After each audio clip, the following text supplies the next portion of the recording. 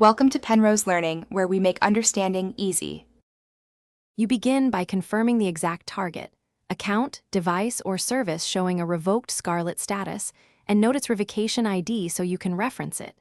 Next, backup configuration files, tokens, and 1/2 of any saved session data. This prevents data loss during reversal.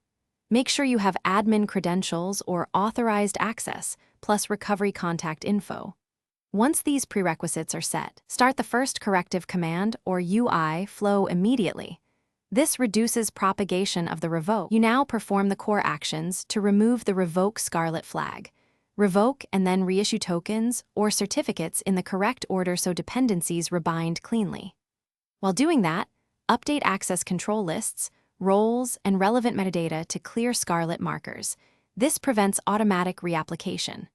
Run verification commands or trigger the provided workflow to force state refresh. Make sure to log all outputs and timestamps.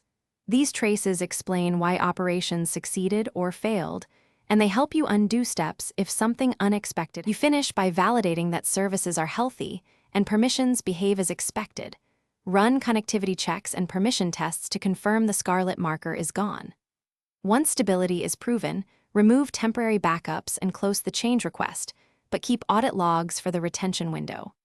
If something goes wrong, use your recorded logs and the rollback plan to revert to the pre-change state, or contact the recovery person you noted earlier. This is the key troubleshooting step that prevents prolonged outages or data loss.